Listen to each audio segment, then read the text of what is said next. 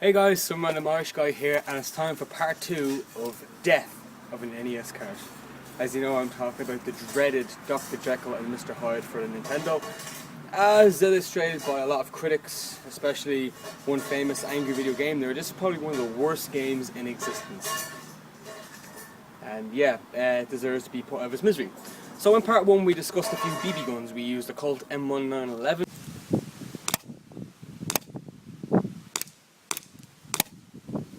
We used the Star SSG sniper rifle.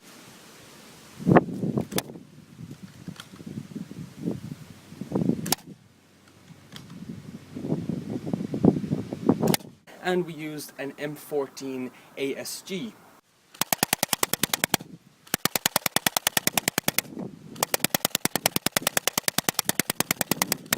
We're going to move on to part 2 now, which is going to be different variations of drops. But before we do that, there's a few more airsoft guns that I want to try this out on. So, the first one is a King Arms AR-15.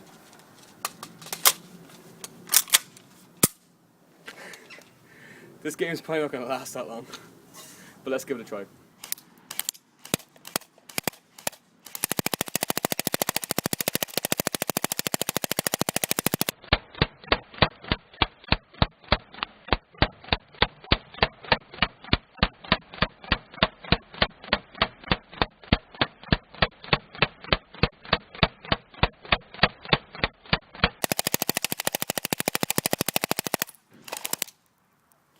Big old nasty dent there, and it's rattling. But I think we can do better than that.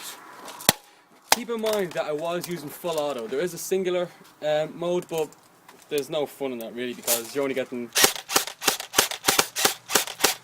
one shot off at a time.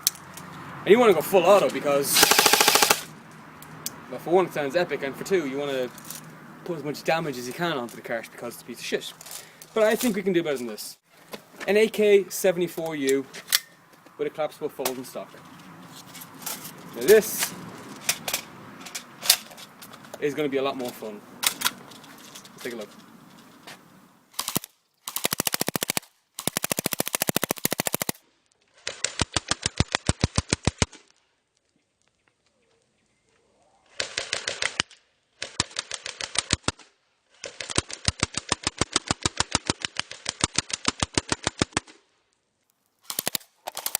Okay, so here's the result after the AK-74U.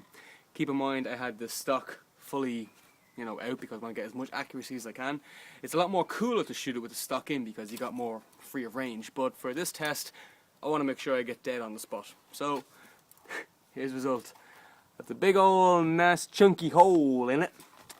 Overall, I think the AK-74U did a lot more damage, and not to mention that blowback feature doesn't do much in more of power, but it sounds epic. On to the main test.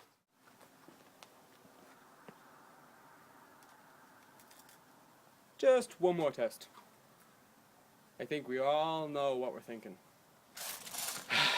Okay. Let's see how tough NES games are now.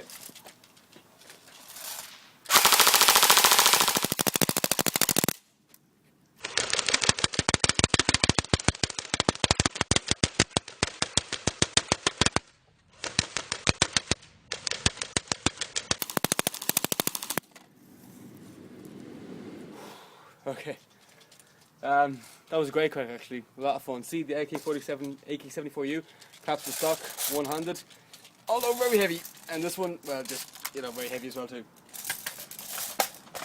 Here is the result. It doesn't look any more different than what it did. I'm going to do a few drops. I'm going to throw it up in the air. I can't really tell how much of range I'm going to get, but I'm just going to throw it up in the air with all my strength. Don't laugh, and just see what the outcome is. So here we go.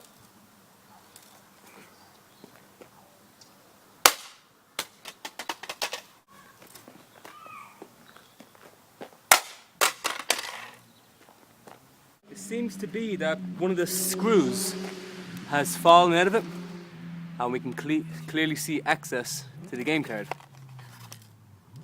Alright, and there's a bit of a chip inside as well too. Just a little bit of rattling. I think we should do one more, except this time I'm not going to throw it.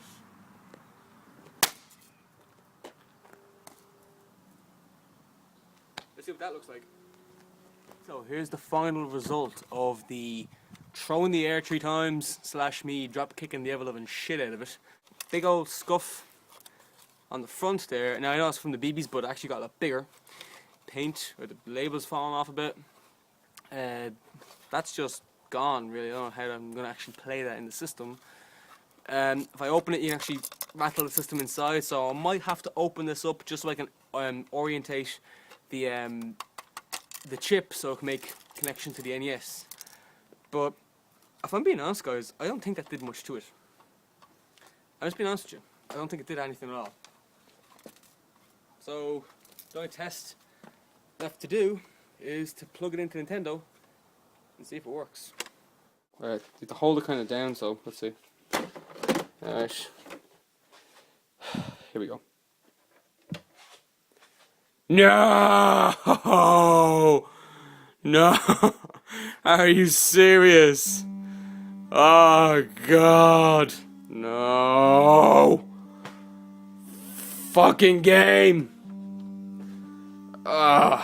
Alright guys, stay tuned for part 3.